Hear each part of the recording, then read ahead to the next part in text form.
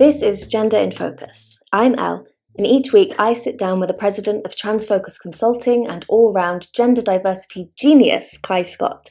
I get to ask all the questions you've ever wanted to ask about how to make the workplace and the world a better place for trans and non-binary people. Let's get into it. I'm really excited about today's topic, which is National Trail Day. Some may wonder, what's this got to do with gender diversity? And don't worry, we'll tell you all about it. We'll connect all the dots, but you got to stay tuned to see how it all is connected.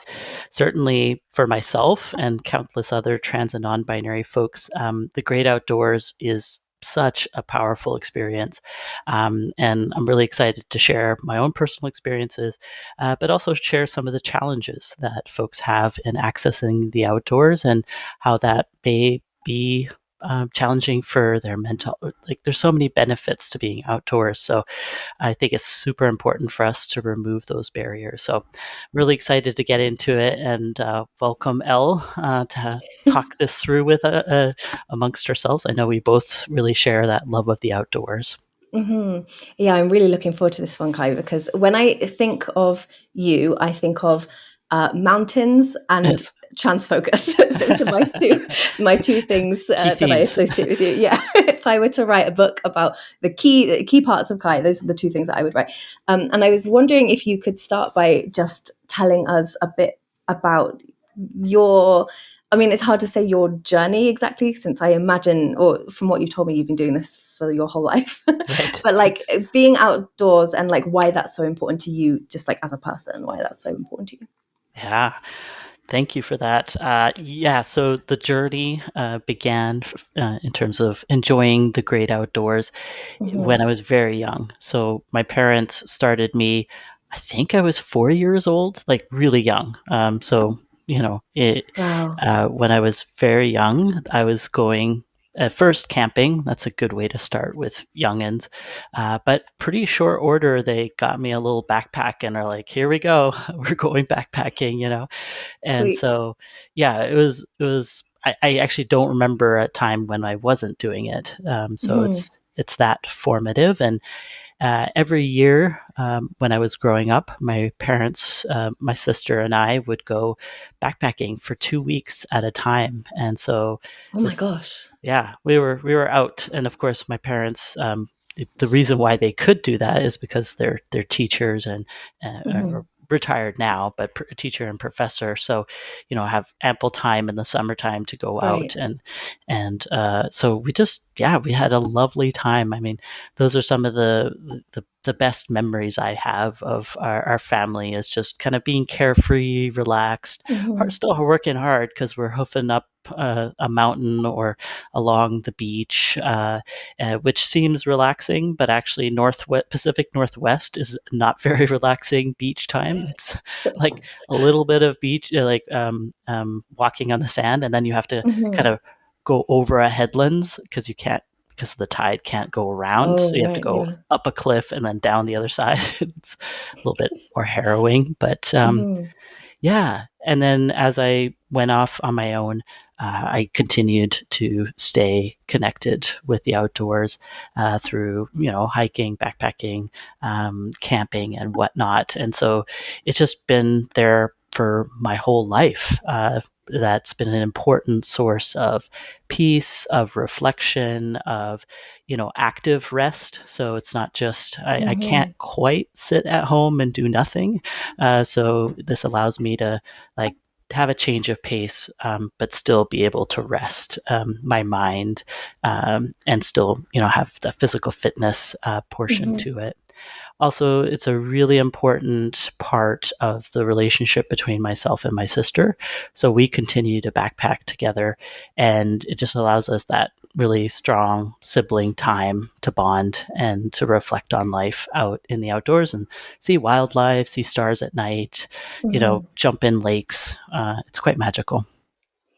I really love the way you describe that, because as you said at the beginning, that I'm also a big lover of the outdoors, but Mm-hmm.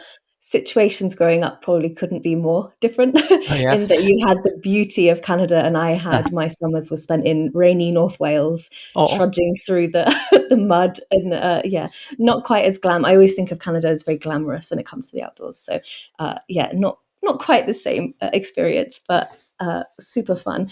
And can you go into sort of how the relationship with the outdoors for you has changed, or if it has changed when it comes to your gender identity, and like how you can have you well that's very presumptuous of me actually has it changed, or is there anything about that that you can talk about or speak to?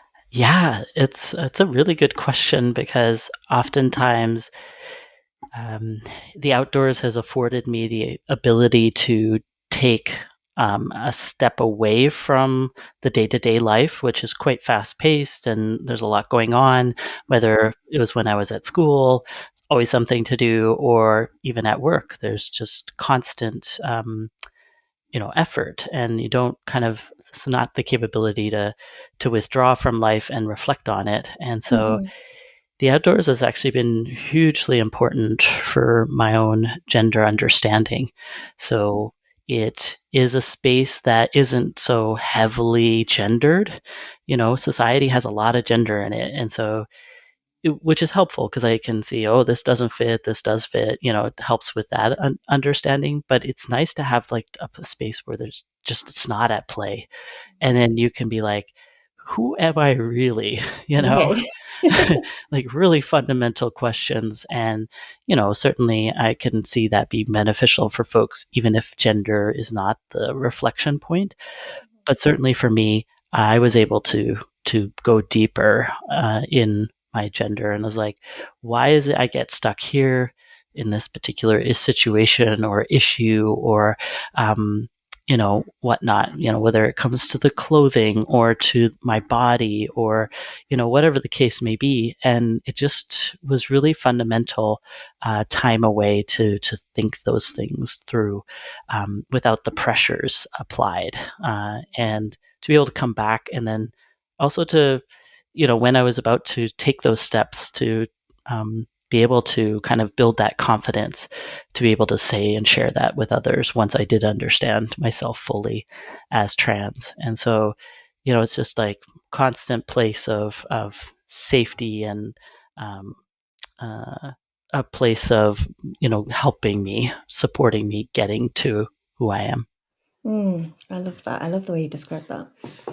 I can kind of relate, I think, although in a different way. Yeah. So, for my family are not big outdoorsy people, and I was really, I was on my own for a lot of that kind of thing. And for me, being out in nature looked like sneaking out when I wasn't supposed to, and Ah, uh, getting nice. into the. I'm a like yeah, where we used to go for the summers. It was on the beach, and then there was like this big forested area, and I would just sneak off and go into there, and that would be me getting out. And the reason that I used to do that would be because it felt like zooming out Mm, and not feeling so. And I didn't have the language for anything to do with my gender at that point, but I think on reflection now, I can see so much of it is just removing myself from any kind of expectation and just being on my own and in nature where there is no expectation and there isn't really any kind of rules. It's just a yeah. zooming out. And it was like I always imagined looking at my life over.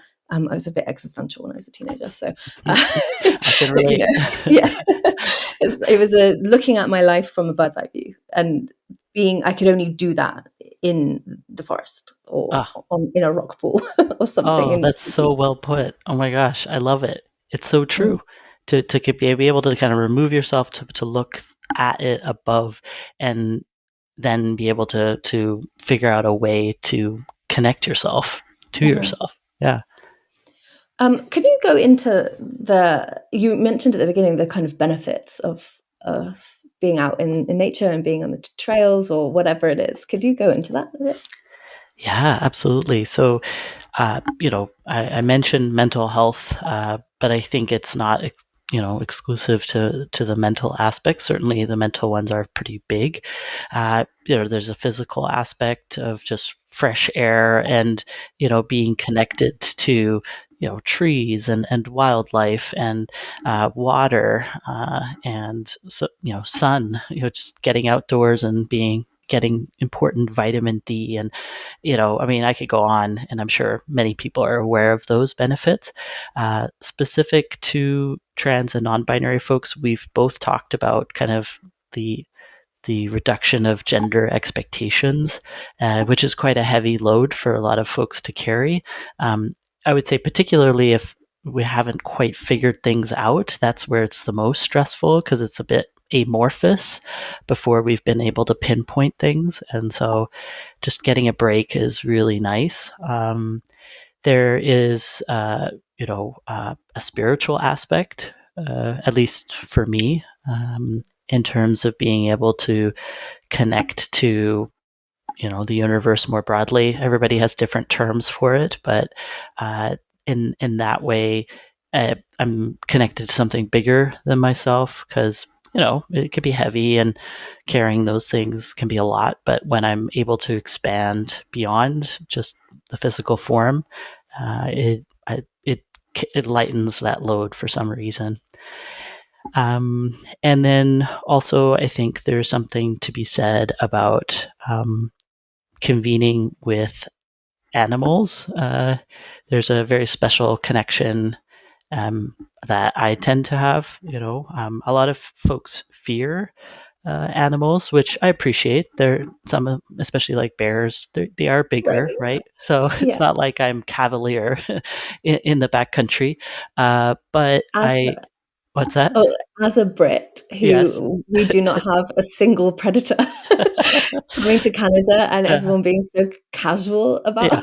about, "Oh, yeah, and then, like, we saw a bear," and I'm like, "I'm sorry, you saw a what? Back What was up. that? You saw a whole real bear?"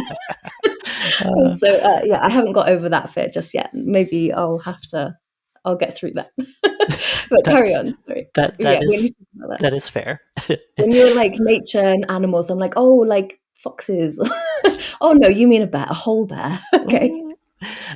10 times foxes, Yeah. or yeah, that many extra. Yeah, it is true. I mean, to the degree that you've been exposed to it over, years, can help with being a little bit more relaxed about it, for sure. Um, I do find it interesting, though, when I talk to, Indigenous folks, and, of course, it's not every Indigenous person. I don't want to generalize, but I do find that there's a kind of a stronger connection, and certainly theirs is distinct from their worldview and spiritual beliefs. But I will say that, the way that their stories are oriented are towards, animals being helpers of people, almost kind of like pitying people, because we're kind of floundering We about, need it, which yeah. which is like so opposite of the way that Western views of like Mhm. humans being at the top of the chain and commanding and demanding things of animals. And I like that flipping, For sure. from an Indigenous perspective, which I feel like more aligned towards that side of things, Mhm, where it's animals are, there's a connection to animals and mhm. a way of being with them that respects them, and they have their place, and we don't need to hang out, but Sure. but I'm also not going to run away with my arms, um, yeah, frightened. So it's interesting, kind of balancing. Of course, being outdoors is a very big umbrella term. I Mhm. have a variety of ways that I like to connect with nature and land, and being other beings. But can look in many different ways, like going and walking in a park, right? Like, it doesn't have to be, these epic toils. It can just be also here too, and that's also super powerful, right? For Mhm. trans and non-binary folks. So yeah, those are just some of the benefits that are available for that connection. I want to talk to you about the sort of, you mentioned about the kind of physical challenges, and the reason I want to bring this up is because you like to do crazy things. You like to go on like really like tough. Can Yes. you explain it? Because when you sort of talk, you're so casual about it, and you're like, yeah, we did this thing where like everybody could die in a heartbeat, and I'm just thinking about it. So yeah, could you explain what you do, please? Explain yourself. Just help me understand the choices you make. Help me help you. No, Please. um, That's all I want. yeah, absolutely. Well, thank you. And I mean, I appreciate, right? So because I've done this for so long, I can start to like go into perhaps more adventurous streams of this, right? Mhm. And it did start in the pandemic, which was really interesting. And I know a lot Mm. more people have become interested in the outdoors, which I'm really excited about. I think I'm all Mhm. for. I think more people who have connection to land, mountains, sea, whatever the case may be, the more we're able to. Have greater compassion for one another, want to protect the environment, right? So, it 100%. Yeah. and mental health benefits, right? So all of the good stuff.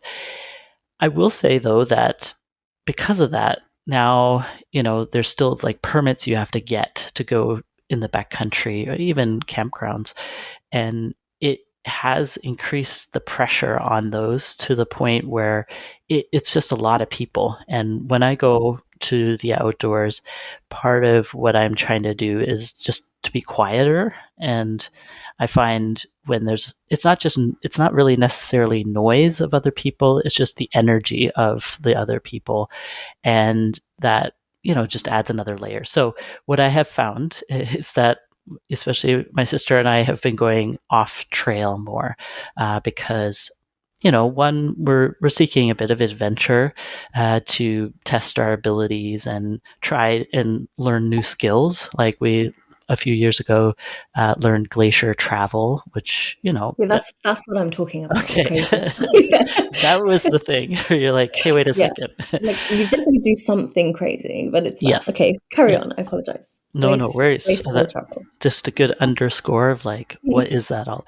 Yeah, glacier travel was really fascinating. One, I learned way more about ropes and tying knots and like mechanics, like, Sure. pulleys and levers. And I'm like, wow, Mhm. so fascinating that you can, by how you set something up, you can pull somebody of greater weight than you. Like, that's cool, right? I Mhm. mean, park the thing that you've fallen into a crevasse and need to rescue somebody. But so I found that fascinating. And but it does open up a lot more of the backcountry to be able to travel on glaciers, and it's a little bit more expedient to get to Mhm. the good stuff. So part of the reason why we did it. Um, and let's be really clear: we're not in any way good at it at all. In fact, we're still at the beginning of stages and very kind of baby glacier travel people. And I also appreciate. I didn't realize how much I would appreciate glaciers. I know that they're receding and climate warming and the role of that in its they're dying, right? Mm. But I didn't realize once I approached them and was on them how much I would sense them in the sense that they're living, Mhm. right? And moving and ever changing um, and how sad I would be about them receding. Um, that really surprised me. So it's like, yes, the skill was the driver to you know then to see them and then have that kind of almost emotional impact. So that was really interesting. And other crazy things, yeah, once you go off trail, it is a lot of kind of orienteering and, a lot of what we do is in the alpine. So it's pretty like steep and Mhm. often encountering cliffs and trying to navigate your way around that. We haven't quite gone to the level of rock climbing, which would help us get around those cliffs. But in any case, but mainly just, yeah, being in that like expansive, beautiful, um, yeah, just utter peace Mhm. is so powerful. Yeah. Does it help you? I feel like this is a bit of a cliche, but in terms of going through a kind of physical challenge, helping you process other aspects of different challenges. Yeah. Yeah, I see what you mean. In terms of my coming out, as trans, probably not as much, but I will say for the work that I do at Trans Focus, it is pretty labor. It's pretty intense Hmm. work, right? Yeah. Handling really tricky and delicate, sensitive topics, trying to bring people along at various stages of understanding. It takes a toll on Hmm. me. I have different ways of managing that, so it's not like dire, but Hmm. For I sure. think once I get to the summertime, especially after a busy Pride season, I'm ready to just be in a quieter place where perhaps there's not as much to consider. It's a simpler life, right?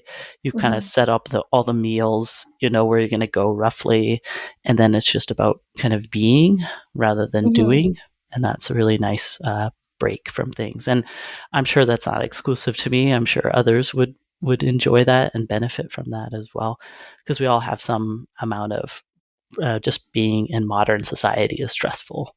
So Oh, for sure. Yeah. I know that it's something that I use for grief. So mm, grief's been quite a heavy uh, friend for a mm, big portion of my adult life, especially, yeah. and for various different reasons. And being outdoors is really the only thing that can get me out of that. Not that I struggle with it every day, but there are times Yeah. where things get heavy and I don't even notice. And then I go outside and it's all of a sudden it's like blown away. Uh, Like it feels much lighter. And grief is a really big trigger for me in that way that I have to go outside in order mm, to do that. And that usually looks like, I mean, I live in a city, so it's not super easy for me to get there. But there are places here, so it's easy enough for me to get out into nature. And you were talking about that quietness and the energy and of like other people being away from that and being able to switch off and kind of process it better. And I think, I mean, I'm not talking about grief necessarily in regards to my gender, but I mm, know that especially these days, there is a lot of grief regarding trans and non-binary people. And yeah. I think being outside and getting outside is a really good way to manage that because of all of the other stuff, because of getting rid of expectations. But I wanted to talk to you about, or I wanted to ask you about, um, why we don't necessarily see these spaces as something that we can access as um, queer people or as trans people or non-binary people. We don't necessarily associate, and I mean that's very general, but we don't generally associate that with places that we can be. I think when people think of trans and think of non-binary or think of Yeah. queer people, we think cities Right. and urban. And yeah, I wanted to know if you had any thoughts on that. Yeah, absolutely. And first of all, thank you for sharing that story about grief. That really is super powerful. That there's a safe place to bring that grief, and for it to be lifted Hmm. by nature, like that's or land and water, trees. What the combined force is so Sure. strong, right? Yeah. So, I'm so glad to hear that because grief can be very heavy, and it's good to know that there's so many places where that can be Hmm. helped. Yeah. Um, in terms of the kind of access issues or challenges, yeah. So there are trans and non-binary folks and queer folks that, of course, do enjoy the outdoors and accesses it, but it's less visible or Right. lesser known. I know a while back I went, it's about 5 years ago, to an LGBT outdoor conference. It was the first of its kind, sponsored by REI, right? So, uh, as to be expected, yeah, because they're quite progressive. But it's the first time that I got together with other queer folks, and it's like, oh, okay, yeah, of course we're outdoors, but there are access issues because depending on what kind of outdoor activity we're talking about, uh, it can be expensive, right? So Mhm. it doesn't need to be expensive, but just by virtue of how things have been set up, there can often be expectations or even kind of looking down on people who don't have, quote, the right equipment or how they've gotten there, right? So I'll give you a few examples from my own experience. My first backpack was something that we found in a dumpster. It was perfectly fine, and of course we cleaned Right. it, but like so I'm not saying that everybody needs to go to the dumpster to find their backpack, but just to say that if not for that backpack, there would be that added expense to a family that may not be able to afford it at the time, Mhm. because these things run two, 300, 400, $500, right, depending on the type, which is just like expensive, in as a key equipment piece to say backpacking. Of course, Mhm. if you want to go paddling, canoe, that's costly. Bikes, etc., etc. Don't even get me started on glacier travel like that. All the ropes and the Yeah, I can gizmos, imagine. and I don't even know how to name them.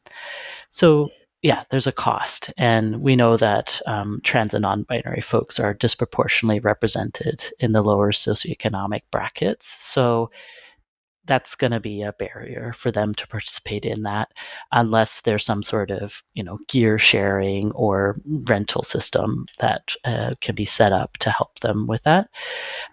Another thing is that sometimes, and this is not necessarily trails, but this can be, say, rock climbing routes, can have like some pretty homophobic and transphobic descriptions, and also misogynistic things. So just, I won't repeat them because they're not worthy of that, but there are rock climbing routes that are named in ways that denigrate other people. And usually because they're named by cisgender men, and they think they're having a good laugh, but at the expense of somebody else who may just be starting this activity. And so really puts a damper on things Mhm. if you see that. Um, so Especially that's, if you're there to try and process yeah, that. If you're trying to deal with the issues that you're facing, and you go right, and you think, "Oh, get out in nature, it'll make me feel so much better," and then you come face to face with the name of a trail that is like the thing that you're trying to escape from. right.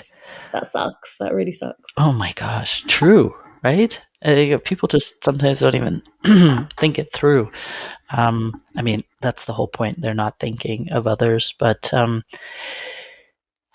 trying to think of the other ones. The other thing is that people don't see themselves in any sort of materials generated, uh, whether it's um, advertising for uh, outdoor sports or uh, equipment or whatnot. If you think about the Red Bull, skiing extravaganza, that you're usually not seeing a wide cross section of people, and so just folks tend to think, well, it's not for me, right? It can be a bit intimidating too. I know this is not exclusive to trans and non-binary folks. The outdoors feels kind of distant, and perhaps it feels like there's so many variables that I don't know about. They don't know how to do things, and so feel unprepared to access. And there's also the issue of getting to the place too. Usually, a few hours outside of town. So if somebody doesn't have a car, it's really hard to get there. I didn't have a car for the longest time, and I was very committed because I already had an experience, so I knew how to handle it. So at one point, I was scootering to like, with a backpack, like 40-pound backpack, and just like you know, uh, uh, what's it called? Shaking on the backpack, get going over uh, bridges and whatnot because I really wanted to go. But That's some dedication. exactly, I'm not expecting others to have that level of dedication. But even if you think about public transport, like not a lot of buses going to trailheads, so Mhm. it's just a access issue. So those are a few Mm. of the common challenges. We've talked before, I think in other episodes of the pod, but about kind of showing how trans people are not just one thing, Mm, that there's this kind of multidimensional aspect of all people, and that includes trans people. And I wondered if you could speak to that a bit. yeah. So oftentimes when people meet trans folks, they're very maybe excited or just like, thank goodness I finally met a trans person and now I can like unleash all my questions about transness Sure. that I've ever had. I'm joking a bit. I don't think that always happens. But certainly, people can be hyper focused on somebody being trans, and kind of want to unpack that. And, a lot of it is driven by wanting to understand folks. But what then they miss is the whole other, whatever percentage you want to put to it, of somebody else's life. And certainly being trans is a part of that as well. It's not like this distinct thing that stands on its own. But I will say that, you know, Mm, I, of course, very proud to be trans. I talk about it a lot because it's work, and also in my personal life, But at some point, I also want to talk about other things, right? Like, and I would say a lot of trans folks are in this boat where they have their particular interest or interests, plural, and those are probably things that if you ask questions about, you could like unfurl this whole world, right? And get more of a multidimensional view of this person being situated in communities and doing fun and interesting activities and participating in culture and, a whole set of things. So whenever somebody starts talking about, my interest in outdoors, I mean, that's when you are now wanting to figure out how to make me Shut shut you up. up, yeah. So that's the risk there if you ask me about all that. But I mean, that's, of course I'm excited to talk about trans stuff too, but there's this other thing too, many other things also, but certainly the mountains and what I've experienced there, and what I think about it, and curious about other people's experiences in the mountains. So I feel very much at home when I go to, say, BC Mountaineering Club, right? And they have these socials where they get people to present on their trips into the mountain and what they've experienced, and then we ask nerdy questions afterwards, and it's this like wonderful world, right? So, and I hope that people understand and appreciate, just like you said, anybody else too, that asking questions about their interests, trans people and non-binary people's interests, is really important. Mhm.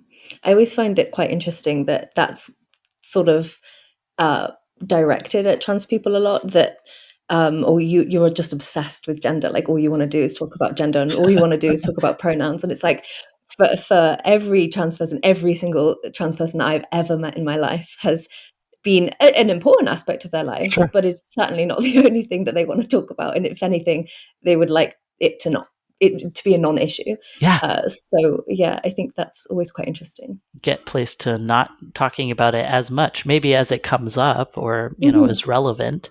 We don't want to cut it out entirely, but Sure. certainly there's a lot more going on in people's Hmm. lives. And it's such a funny point. Yeah, it's always just fascinating to me when that comes up. Yeah. Yeah. Um, and I suppose, well, as we're kind of wrapping this up, I wanted to ask you, and you don't have to answer this Yeah, exactly, but I wanted to ask you about how nature itself is so reflective of the diversity that we experience as humans. And yeah, can I ask you to close up with a conversation about that, for or a chat about sure. that? Yeah, that's such a good one because, we in our modern society have created things that, there's just so much more. I think, particularly in nature, it just reveals a lot more diversity, a lot more spectrum, a lot more gray, and it just does not is not conducive to categorizations in the ways that we would like or we try to do in society. And you just look at any sort of in the animal kingdom, there's so many representations of, people, whether it's queerness in the bonding between various sexes within the animal kingdom, or changes in sex. So it shows us that there's just that much more complexity, and that there's a kind of freedom in nature, or at least the way I interpret it or see it. It's not having to be like, oh, did I fulfill that? So, the expectation of the other Right. buffaloes around me, and being all anxious and nervous, and it's just more doing its thing, right? And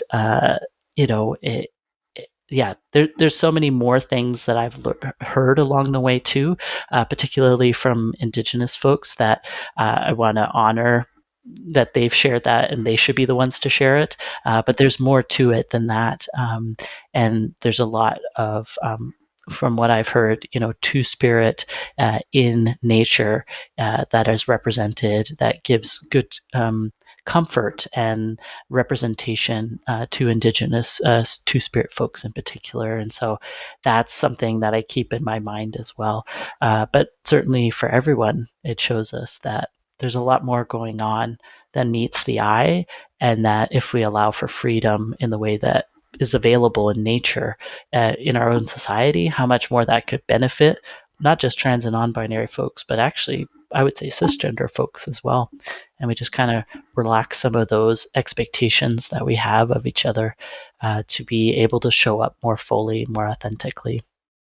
I think like the way that we find accepting queerness and accepting transness difficult is speaks to the separation of nature and humans, right? And if we were Totally. embedded within that, we would find the variation completely normal, because it is completely normal around us. But because we have created these separations, it suddenly feels like that's other, and Yeah.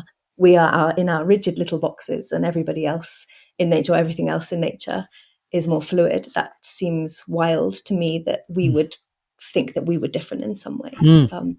So yeah, I think if we could, it's going back around to why everybody needs to get out in nature.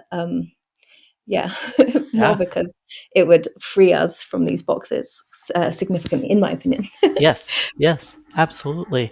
For everybody to benefit from that, and like you said, sometimes you don't even realize you're kind of weighed down by it until you take a step, into nature, and are able to kind of feel the way that it relaxes and allows, in some very powerful ways. So, yeah, I'm really excited, and very encouraged by that, and hope others can and will access that.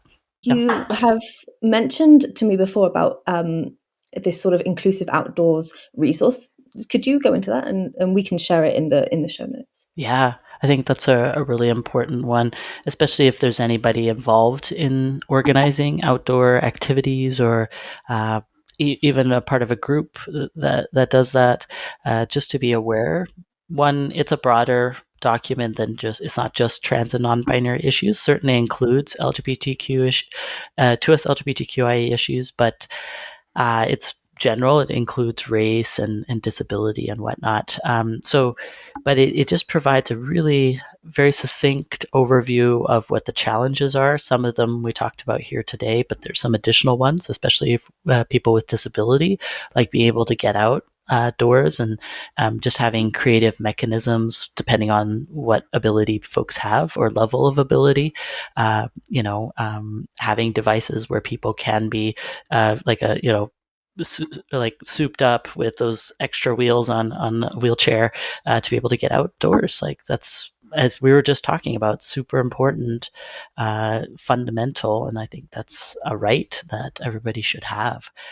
So it just explains what the options are, because I think oftentimes organizations, they want to help, but they just don't know how do you do it, right? So it Mm-hmm. explains, For sure. breaks that down, helps people pivot away from certain problematic ways and the reasons why, and then towards the more accessible, more empowering, supportive ways that folks, certainly access to equipment is a big part of it. And then transportation, like, that's where carpooling is a really important access Mhm. point, and things like that. So it just spells all that out in a way that I think is really helpful. Now, you don't just have to be an outdoor organization. I think anyone who is accessing the outdoors and could help others to facilitate their access, I think that's a helpful thing as well. So, Mhm. anyways, it's a good tool, very well written, very easy and accessible. So definitely recommend that read to everyone. Amazing. I've been persuading Kai to share more pictures of himself outdoors on social media. So, where can we find you looking athletic outside? Athletic, happy, blissed out, Mhm. with a twinkle in my eye. I mean, I have a twinkle in my eye in the city as well, but an extra twinkle. How about that? Mhm. Certainly. And also, I just have a lot of landscape shots too, so those may make an appearance as well. Uh, Mhm. so yeah, that'll be LinkedIn, Facebook, Instagram, TikTok, Threads, Blue Sky, and YouTube. I think I got the list this time. I think so. I think you got it. I think you get it most times. I always miss So, one where it's like, "Ooh, which one?"